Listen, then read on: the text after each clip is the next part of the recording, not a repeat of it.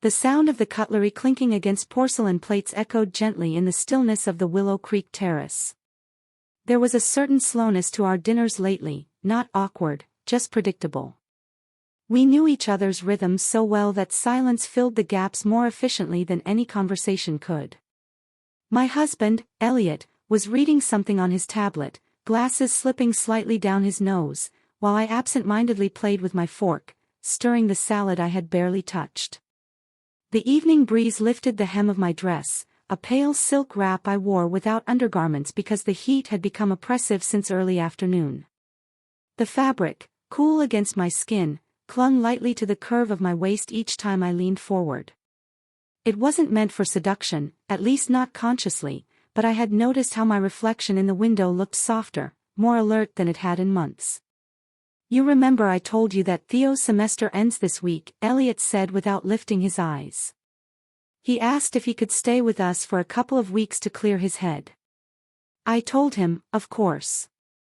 I nodded, the fork tapped once more against the plate.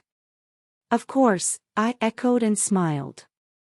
Later, I stood by the kitchen window, rinsing out glasses. Elliot had gone upstairs, the silence returned, thicker now. Through the window, the garden lights cast long shadows across the grass. I stood there longer than necessary, I didn't know why. It had been years since I felt nervous at the thought of someone arriving, not guests, not friends, and certainly not him, Elliot's son from his first marriage.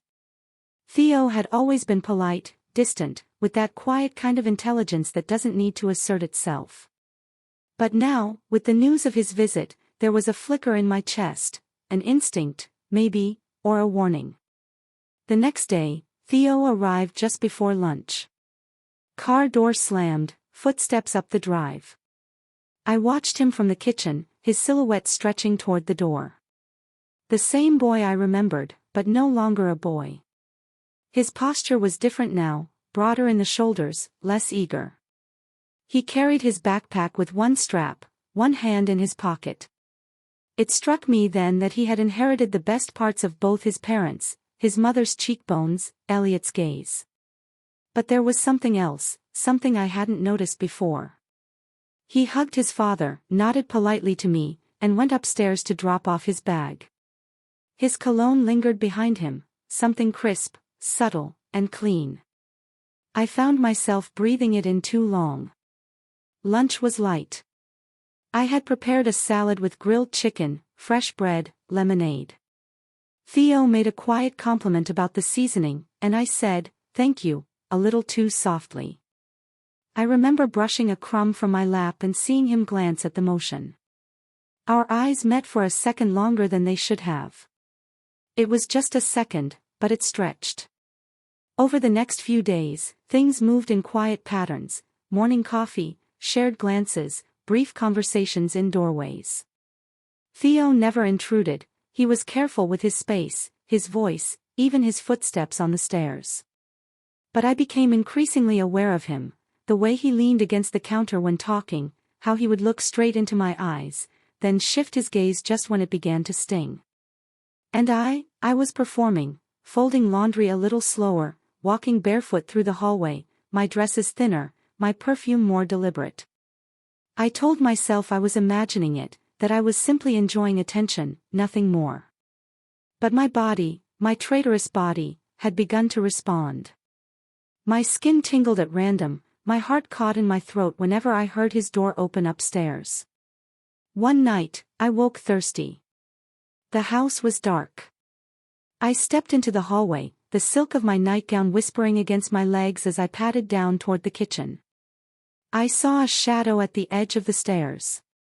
Theo was standing there, shirtless, a glass of water in his hand. His eyes met mine, and neither of us spoke.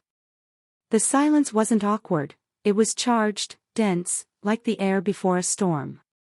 He nodded once and moved past me, not brushing against me, but close enough that I felt the heat of him.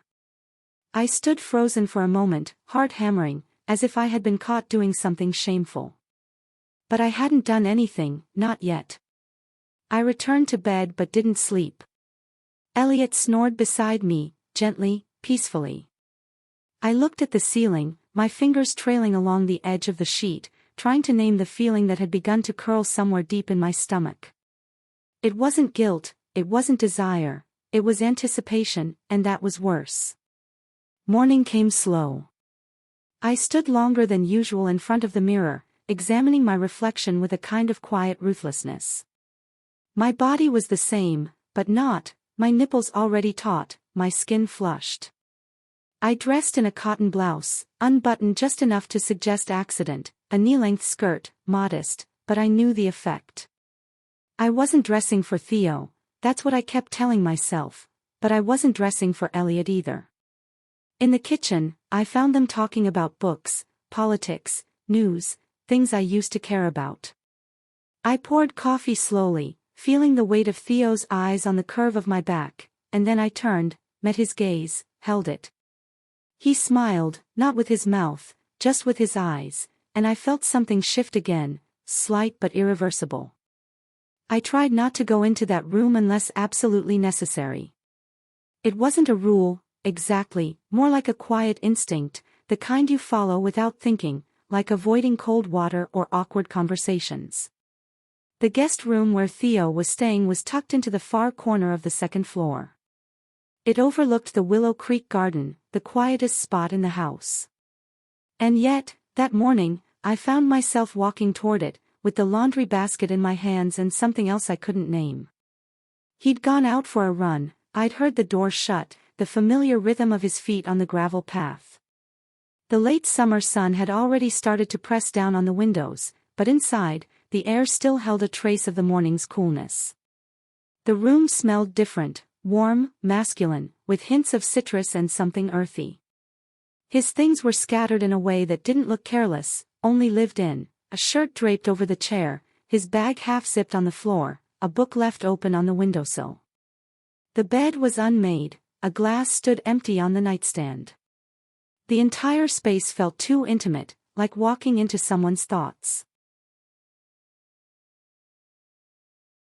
I placed the basket down and bent to collect a few socks from beneath the chair. The hem of my robe shifted up my thighs, pulled by gravity and the angle of my body. It wasn't deliberate, at least not consciously, but I didn't pull it down either. As I picked up one of Theo's t-shirts, my fingers lingered on the fabric. It was still warm, faintly, as though it remembered the shape of his body. I imagined how it had clung to him, across his chest, along his shoulders, against his back.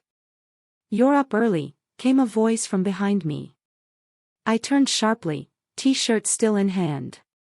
Theo stood in the doorway, barefoot, wearing only shorts, a sheen of sweat glistening along his collarbone. He held his keys in one hand, his other rested lightly on the frame. His expression was neutral, but his eyes, they were watching, measuring. "I thought you were still out," I said, trying to steady my tone. "Just collecting laundry." He stepped into the room quietly, closing the door behind him. It didn't click shut, it whispered, and somehow that made my pulse race. "I can handle my own mess," he said, taking the shirt from my hands. His fingers brushed mine, skin on skin, just briefly, but it sparked something sharp and immediate under my ribs. "Of course," I murmured, looking down. "It's just habit." We stood there, the silence stretching between us like a wire pulled too tight. "You know," he started, but didn't finish. "What?" I looked up. "You know." He didn't have to say more. He was right, I did know. I took a small step back. My instinct was to leave, to create space, distance. I turned slightly, making a path past him, but as I moved, he stepped forward, just a fraction, and kissed me. It wasn't long, it wasn't urgent, but it was exact, precise, like the blade of something clean dividing one version of my life from another. His lips were warm, slightly salty from sweat, soft. Then, just like that, it ended. I pulled away, not with force, but with finality.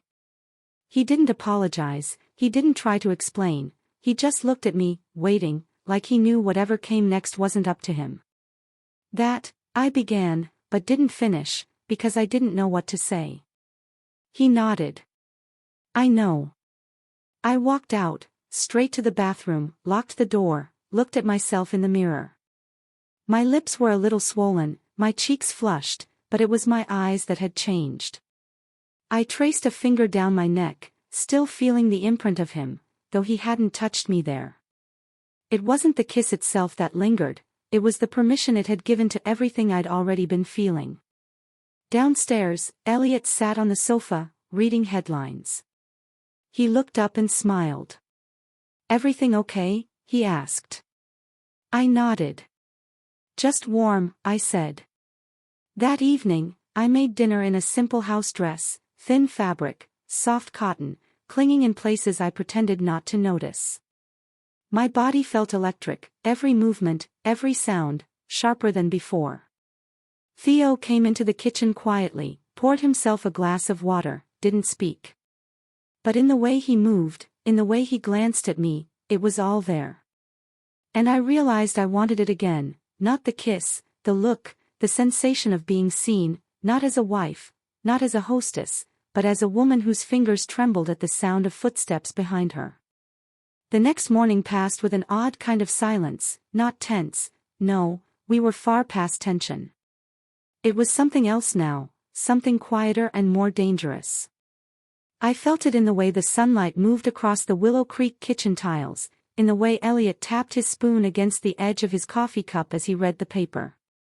Each sound rang clearer, sharper, as if the house itself had begun to listen.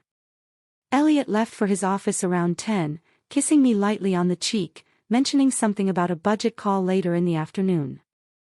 I nodded and smiled, but my body was rigid, breath tight beneath my blouse. I watched him drive away through the window, the tires crackling over the gravel. Upstairs, I could hear movement, a door creaking open, footsteps, then the soft rustle of sheets.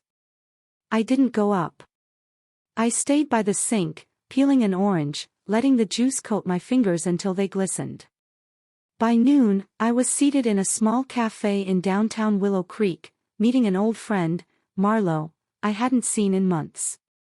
It had been her idea, a spontaneous message, a casual suggestion for lunch, which I had accepted without much thought. I needed to be away from the house, from myself. She arrived late, as always, full of energy, loud in the way people become when they're trying to convince themselves everything is under control. "How's married life?" she asked somewhere between sipping her iced tea and cutting into a salad she wouldn't finish. "Stable," I said and smiled. It was the kind of smile you give when someone asks if you're happy and you don't want to lie but can't tell the truth either. She laughed. "God, I envy you. Honestly, if I have to fake one more orgasm, I'm going to start charging by the hour." I laughed too, or something like it, but there was a weight in my throat because I wasn't faking anything anymore. I was feeling too much, too fast, too raw. She went on about her husband, her children, the endless cycle of obligations and compromises. I listened, nodded, offered comments where appropriate, but my thoughts were elsewhere. I could see Theo's eyes in my mind, the way they had searched mine just before that kiss. I could feel the space between us that hadn't closed, even when the door had. As we finished our meal, the waiter brought over a takeout bag, something I hadn't ordered. He smiled politely and said, "From the gentleman over there." I turned instinctively, but there was no one, the corner table was empty. Puzzled, I opened the bag. Inside, a plain brown napkin, a short note written in sharp, familiar handwriting, "You know it wasn't an accident." My fingers curled around the edge of the table. The message was simple, direct, there was no name, no explanation, just confirmation of everything we hadn't dared to speak. I folded the napkin carefully, tucked it into my bag. Marlo didn't notice, she was already looking at her phone, scrolling through something, her voice just background noise now. We said goodbye outside. She hugged me tightly, said we should do this more often. I nodded, thanked her, and walked to my car with legs that didn't feel entirely mine. Theo was standing across the street, not hiding, not smiling, just standing, hands in his pockets, watching. Traffic passed between us, cars, buses, a delivery van. I didn't move, neither did he. For a full minute, we stood there, separated by movement and noise but entirely alone in the moment. Then I turned, got into the car, started the engine with shaking hands. My heart was hammering, not from guilt, not from fear, from adrenaline, from something that had no name yet. Back home, the house felt heavier still. The room seemed narrower, the walls closer. I sat down, my purse still on, walked into the kitchen, and stood there, motionless. Theo entered half an hour later, shirt damp from a shower, hair slightly tousled. He didn't look at me right away, just poured a glass of water, leaned against the counter. "Went somewhere?" he asked, casual. "Cafe," I replied. "Met with Marlowe." He nodded, glanced at the window. Silence again, but it was a different kind of silence now, the kind that says too much, the kind that wraps around your neck and holds you just enough to remind you it's there. I began preparing dinner, cutting vegetables with a precision I didn't usually have. Theo stayed in the kitchen, leaning against the counter, watching me, not saying anything. I could feel his gaze on the back of my neck, on the curve of my arm each time I reached for something. At one point, I dropped a knife, not clumsily, but as if my fingers forgot how to hold it. It clattered against the tiles and spun once before resting, pointing toward him. He bent to pick it up, handed it to me, his fingers grazed mine again. The contact was minimal, barely there, but my breath caught. He said nothing, but his eyes told me everything. Later that evening, we sat on the couch, all three of us, Elliot reading on his tablet, Theo scrolling through something on his phone, and me pretending to knit. The space between us was almost non-existent, our legs nearly touching. My fingers trembled around the yarn. Theo shifted slightly, and his knee brushed mine, not deliberately, but not accidentally either. I didn't move, I didn't pull away, and when I finally looked up, I found his gaze waiting, steady, unreadable, unwavering. We didn't speak. We didn't need to. The days that followed were filled with small, unremarkable routines, or at least, that was how they appeared from the outside. Morning coffee, shared spaces, polite conversations. But underneath those ordinary moments was a rhythm, a pulse only the two of us could feel. Every movement became calculated, every silence loaded. We were pretending, not just to Elliot, but to ourselves, pretending that nothing had shifted, that we hadn't crossed a line, that there was still a way back. But we knew better. Elliot, as always, remained steady, composed, attentive in the way a man becomes when he assumes his world is in order. He didn't notice the way I paused when passing the guest room door or how my eyes lingered just a beat too long when Theo walked into the room. He didn't see how my body flinched slightly when someone brushed past me in the hallway. I had become careful in my own home, hyper-aware of the space around me, but even more, I had become attuned to the space between us. One evening, the three of us found ourselves in the kitchen.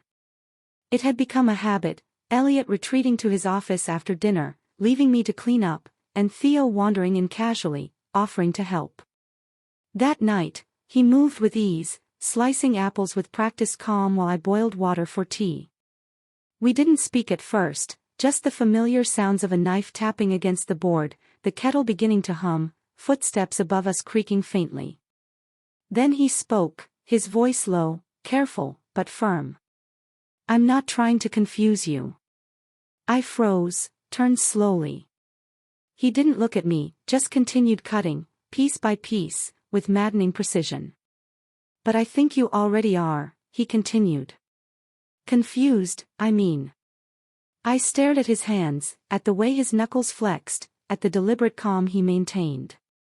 "I'm not," I began, but stopped, because I didn't believe myself either. He finally looked at me, directly, not with hesitation or apology, but with certainty. "You felt it too. That wasn't one-sided. And if you're going to pretend it didn't happen, fine, I won't push." But don't lie to yourself. There was no anger in his voice, no heat, just truth, that rare, unbearable kind of truth that people usually avoid at all costs. I didn't know what to say. The silence stretched between us like a taut wire. I poured the hot water into the mug slowly, letting the steam blur my vision. I'm married, I finally said. The words felt brittle in my mouth. You think I don't know that? He stepped back, gave me space, but his presence still pressed against me. I'm not here to destroy anything, he said. I just don't want to pretend I don't see you. He left the kitchen after that, taking the plate of fruit with him. I stood at the counter long after the kettle had stopped whistling, my hands gripping the edge of the sink. It wasn't what he said, it was how right he was. Because I wanted to be seen. I wanted it in a way I hadn't admitted to myself in years. I'd been so careful to be what was expected, composed, attentive, quietly sensual but never inappropriate, a wife, a woman who kept herself just enough to feel desirable but never enough to challenge the balance of the home. But the balance had already shifted. That night, Elliot touched me in bed. His hands were familiar, practiced. He kissed my shoulder, moved down my back, whispered something soft and automatic. I didn't resist, I didn't move, but my body was cold, not in temperature, in response. He took my stillness as tiredness, kissed my forehead, and turned away. I lay there, eyes open, staring at the ceiling. The soft hum of the fan brushed across my skin like a question. What was wrong with me? Why did the familiar feel like absence now? Why did the comfort of Elliot's presence only amplify the ache inside me? I thought about the way Theo had looked at me, the honesty, the restraint, the way he didn't ask for anything, only offered his awareness, his presence. He hadn't tried to seduce me, he hadn't even touched me beyond that kiss, and still, my body burned more from not being touched by him than it did from anything else. The next morning, I stood longer than usual in front of the mirror. My reflection was the same, but I wasn't. I wore a fitted navy skirt, modest, structured, the kind that hinted without announcing, a blouse, white, with a delicate neckline that dipped just low enough to feel intentional. Underneath, I chose lace, not because anyone would see it, but because I would know it was there, because it made me feel something I hadn't felt in years, alert, alive. I made breakfast quietly. Elliot scrolled through his phone, occasionally commenting on emails. Theo entered the kitchen halfway through the meal. Our eyes met, just briefly, but in that glance, there was everything we couldn't say aloud. Later that day, I passed him in the hallway. We didn't stop, didn't touch, but our shoulders brushed, just slightly. My breath caught, his hand twitched, just once, like he wanted to reach for me. He didn't, and I didn't stop him, but I felt the heat from that moment long after I'd walked away. Theo suggested the trip during dinner. It was a Wednesday evening, and the rain had begun in the late afternoon, steady, thin, a kind of rain that made the windows sweat and the floorboards sigh. We sat around the table, the three of us, eating grilled vegetables and salmon, the kind of quiet, health-conscious meal that mirrored the state of our life together, balanced, predictable. We should go away this weekend, Elliot said, cutting into his fish. Just a short drive, somewhere near Crescent Bay, maybe. It's been a while since we had time as a family. He said it so casually, without the slightest sense of irony, as if nothing in our home had shifted, as if nothing between me and Theo pulsed beneath the surface. I sipped my wine, keeping my eyes down. I didn't respond immediately. That sounds nice, Theo said, his voice even, but I felt the weight of it. I looked up then, met his gaze for a second too long. He didn't smile, he didn't have to. The trip was booked the next morning, a hotel near Crescent Bay, the kind of place with white sheets, large windows, and a view that offered distraction but no intimacy. We packed bags without discussion. The drive was 3 hours, through gray skies and long stretches of silence, interrupted only by the radio and occasional commentary from Elliot. I sat in the passenger seat, legs crossed tightly, hands in my lap. Theo sat behind me, and every now and then, I felt his eyes on the back of my neck. My skin responded without permission. At the hotel, there was a mix-up at the reception, only 2 rooms available instead of 3. The clerk apologized, offered to move a cot into the larger room. Elliot waved it off with a smile. "They can share, it's just a weekend," he said. "Besides, you two get along well enough." He said it with warmth, with trust, and handed over the keys, unaware of what he had just allowed. We settled in. The room we shared had 2 beds, spaced far enough to pretend they were separate worlds, but the air between them was thin. Theo showered first. I sat by the window in silence, watching the ocean, arms wrapped around my knees. The sound of the water running behind the bathroom door was louder than it should have been. When he emerged, his hair damp, towel slung casually over his shoulder, I stood without a word and went in to take my turn. The mirror was fogged, but I could see enough to know my cheeks were flushed, my lips slightly parted, my body humming with tension I couldn't place anywhere. I changed into a soft cotton nightdress, long, modest, but clinging slightly from the humidity. I didn't wear a bra beneath it, not out of design, out of inevitability. We watched something on his tablet, a series we both pretended to follow, though neither of us was really paying attention. The light from the screen cast shifting shadows across the room. I sat on one bed, he on the other, the volume low. At some point, he got up to close the curtain. On his way back, he paused beside me. "You okay?" he asked, voice low, intimate. I nodded. "Just tired." He didn't move. I felt his fingers graze my shoulder, the touch so light it could have been imagined, but I didn't imagine the way my skin reacted, a quiet, involuntary tremble. "I keep thinking about that morning," he said, "in my room." I looked at him then, the space between us had vanished. "I haven't stopped thinking about it," he added. I said nothing, I didn't need to. He leaned down slowly, giving me every chance to stop him. I didn't. His lips met mine, gently but with certainty. There was no surprise this time, no hesitation. This kiss wasn't an accident, it was permission. His hand came to rest on my hip, not moving, just anchoring. The kiss deepened briefly, not from urgency, but from weight. When we pulled apart, we didn't speak, there was no need. He returned to his bed, lay down, turned off the tablet. I lay back on mine, heart racing, body alert in ways it hadn't been in years. The room was quiet but electric. I stared at the ceiling, the outline of his body faintly visible in the dark. Sometime past midnight, I turned to face him. Our eyes met again. The ocean murmured outside the window, and I realized I didn't want to sleep. I wanted the silence to stretch forever. The next morning, Elliot knocked on our door before breakfast. We answered separately, as though we'd barely spoken all night, but I could feel the imprint of Theo on my lips, on my body, in the way I carried myself. Over toast and coffee, Elliot mentioned a meeting back in Willow Creek he couldn't miss. He'd have to leave that evening, but we could stay the extra night if we wanted. I didn't answer right away. I watched the butter melt across his toast, the slow drip of coffee into his cup. I nodded eventually, softly. Maybe. After breakfast, I returned to the room alone. My heart beat differently now, not fast, not slow, but with purpose. My body moved like it knew exactly what it wanted.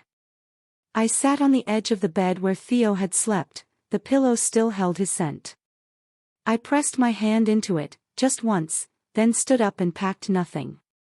The room felt emptier after Elliot left.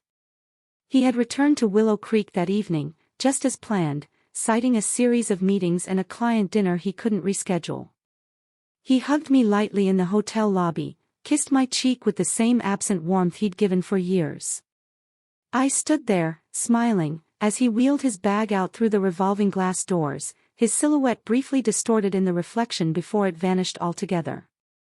He didn't suspect a thing, not then, not yet. We stayed just one more night. Theo said to enjoy the sea air and the quiet before returning to reality. The words felt deliberately neutral, a shared excuse for something neither of us wanted to name. That night was colder, the breeze off Crescent Bay seeped into the room through the windows, despite being closed. I wrapped myself in one of the hotel's white robes and moved through the space like it was unfamiliar, though it wasn't, not anymore. Theo wasn't there, not in the room, not physically. He had said he needed to walk, to clear his head, and had disappeared sometime after dinner, taking only a thin jacket and his silence with him. I waited.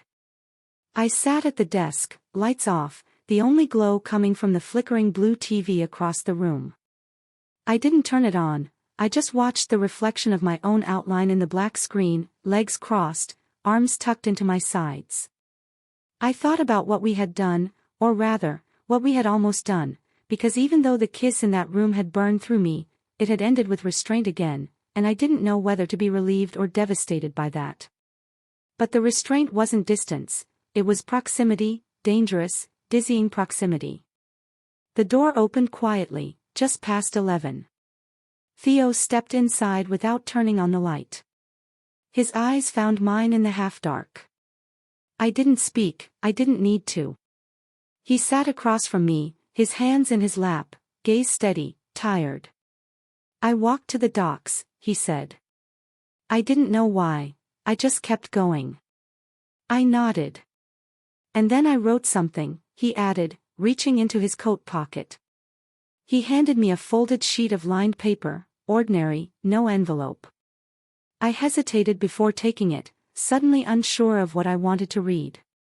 He stood, walked into the bathroom, closed the door softly behind him.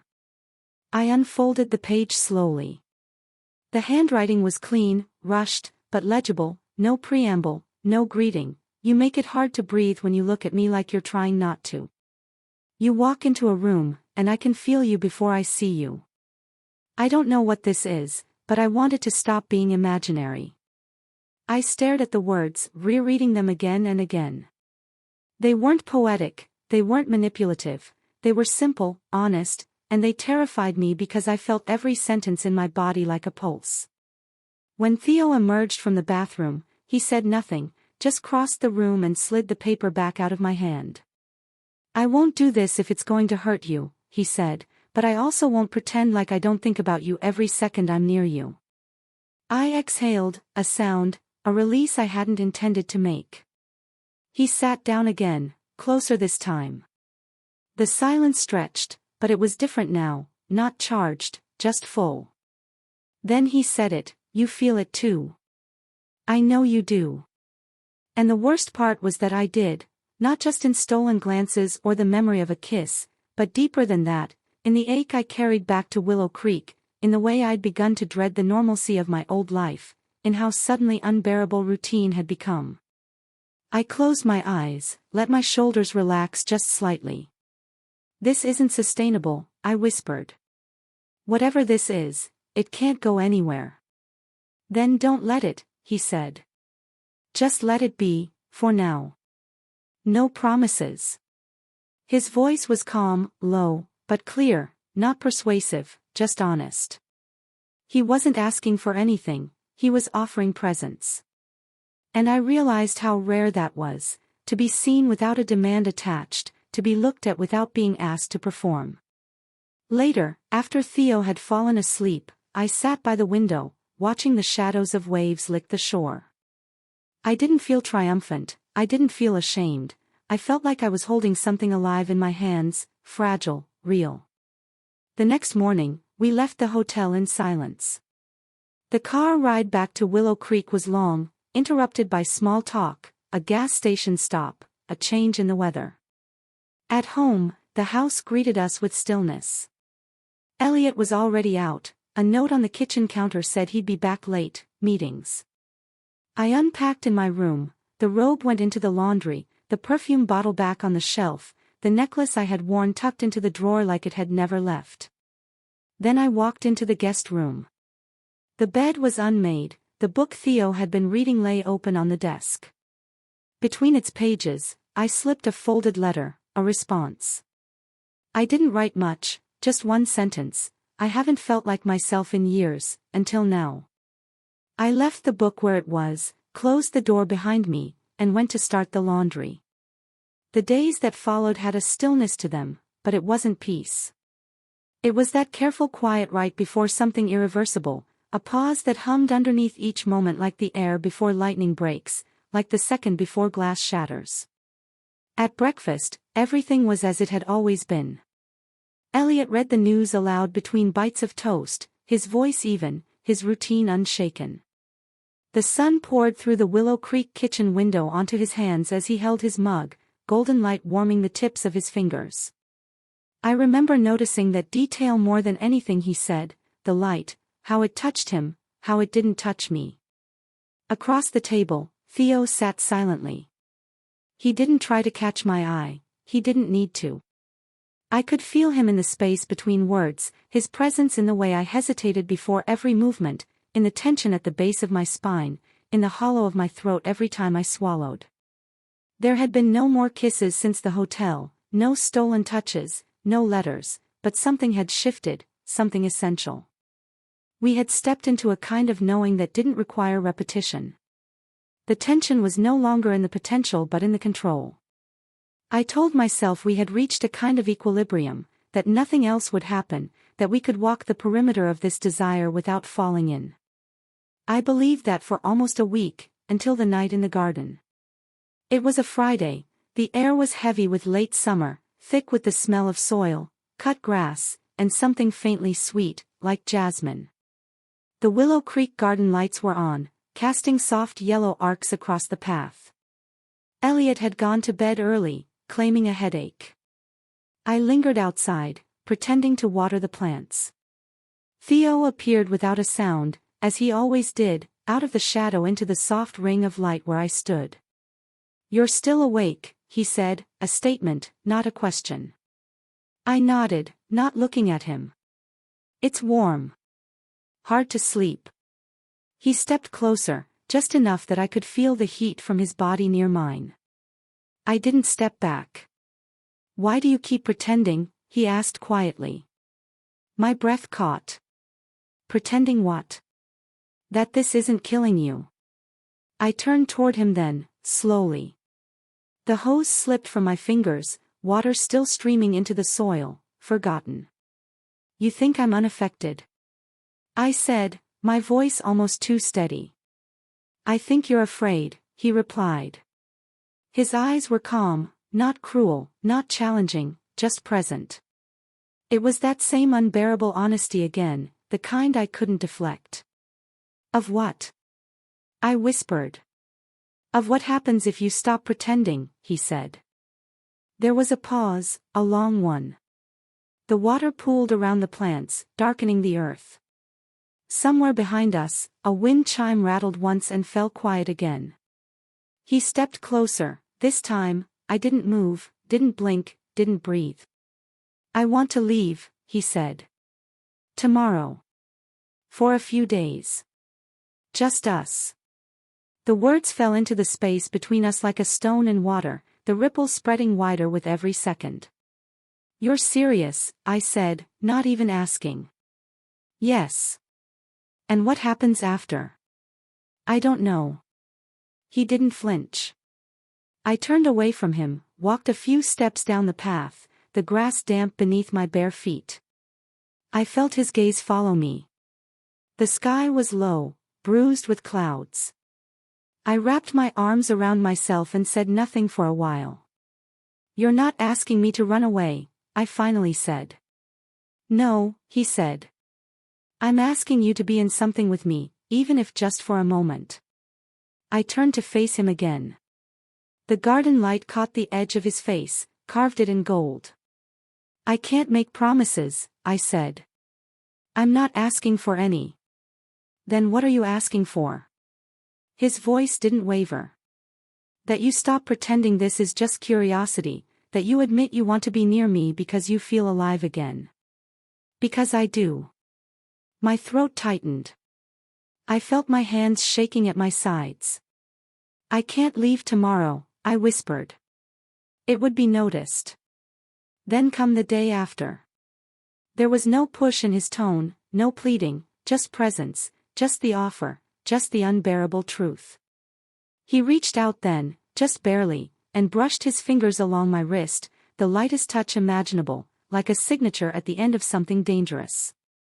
And then he left me there, standing alone in the garden. The hose still ran, my feet were soaked. I stood there long after the light went out. When I returned to the house, the letter I had left between the pages of his book was back on my pillow, the same page, my words underlined in pen. "I haven't felt like myself in years, until now." Underneath, in his handwriting, "Then don't stop." He didn't bring it up again. The offer hung there between us, suspended, unspoken, like a note in a song that never quite resolves.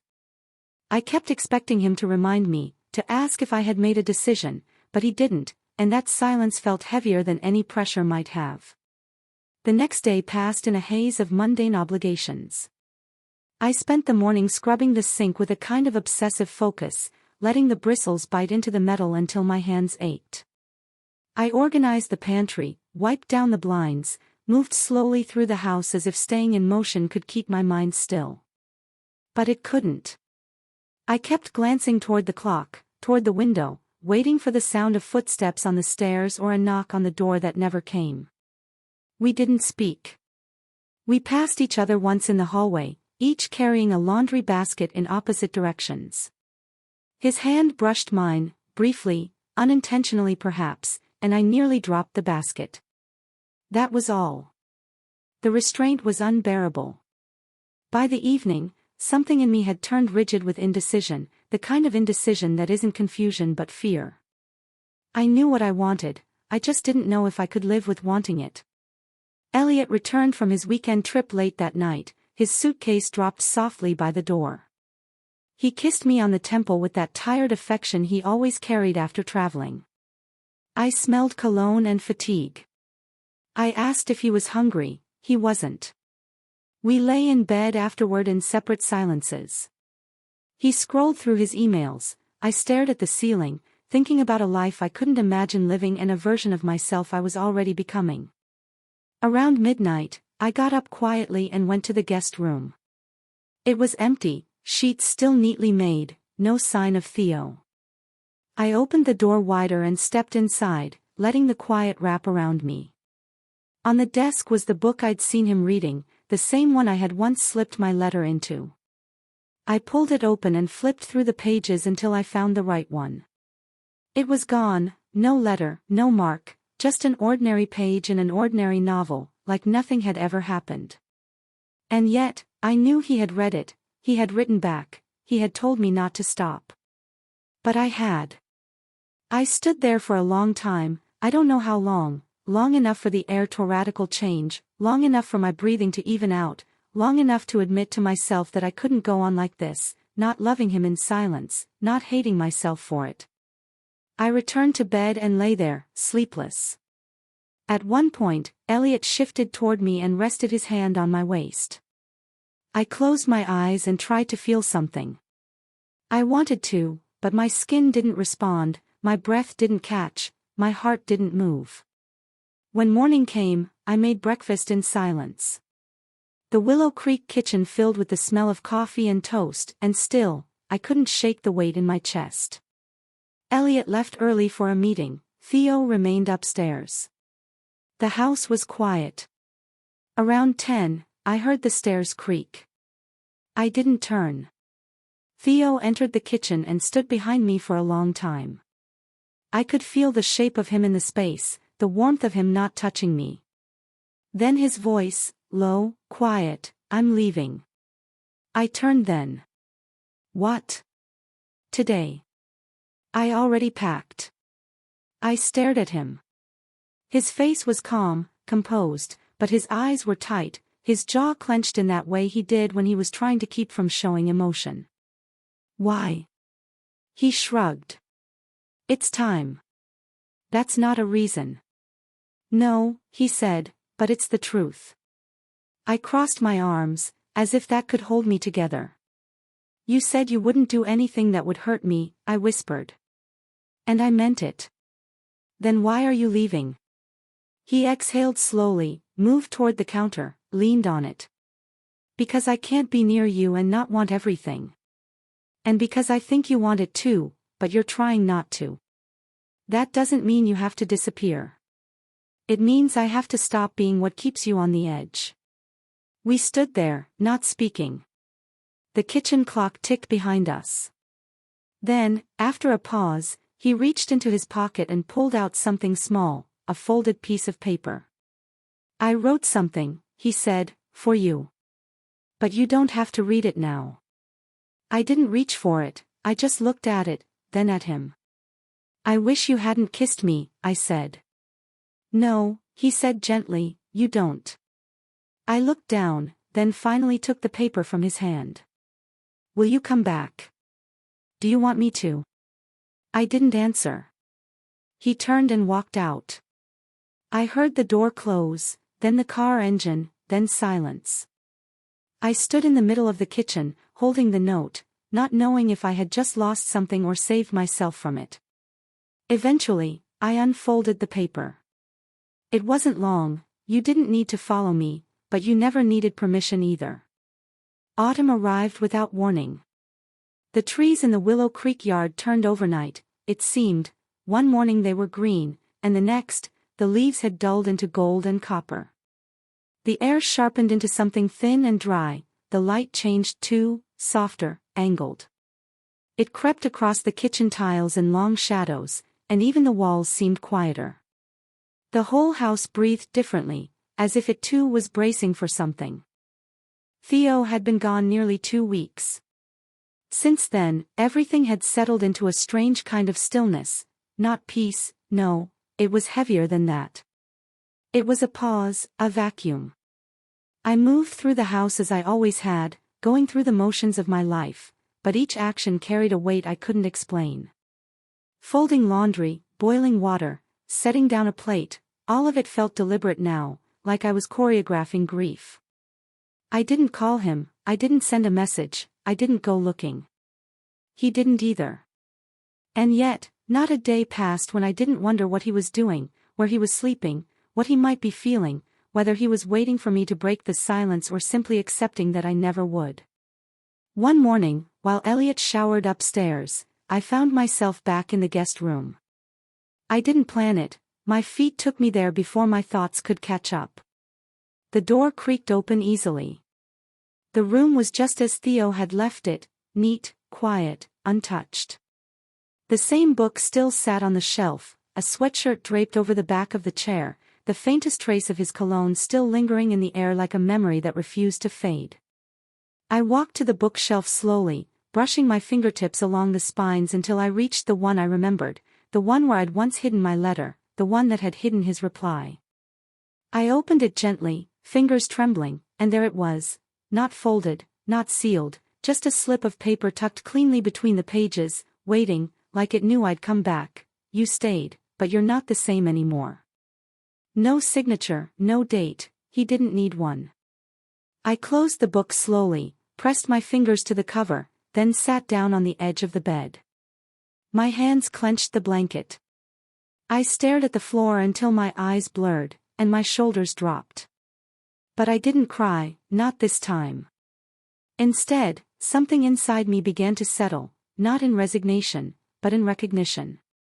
Later that evening, Elliot came home early. He was cheerful, his energy light, carrying groceries and humming to himself. I smiled, I helped him unpack, I let him kiss my cheek and tell me about a new client he was excited to work with. And then, in the quiet moment after dinner, while we stood side by side at the sink rinsing dishes, he said, "We should go somewhere next weekend, just you and me. A little trip. It's been too long since we've had time alone."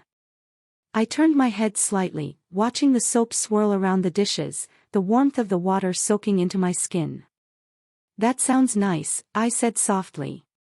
I meant it, at least, part of me did. That night, after Elliot fell asleep beside me, I lay on my back and stared at the ceiling. I could hear the wind moving through the trees outside, could see the shadows shifting across the ceiling from the street lamp down the road. I felt still, not empty, not broken, just still. In the early hours of the morning, I rose quietly and walked into the hallway. The house was silent. At the end of the corridor sat the old dresser with the lower drawer I rarely opened. I knelt down and pulled it open. Inside, beneath a folded towel, was the letter I had written the night Theo left. I hadn't been ready to give it to him then, I still wasn't. But I unfolded it anyway and read the words I had written in that unbearable moment of honesty. If you leave, I'll stay, but you'll be in every part of me, and that's worse than love.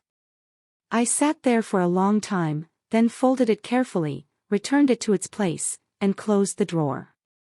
Outside, the first wind of the new season picked up, rustling the leaves along the Willow Creek path. I didn't know if Theo would come back. I didn't know if I wanted him to. But I knew this, I would never again be the woman I was before him. Because once you've been truly seen, not as someone's wife, not as someone's idea, but as a whole, complicated, desiring, thinking self, you can't go back to invisibility. And I wouldn't.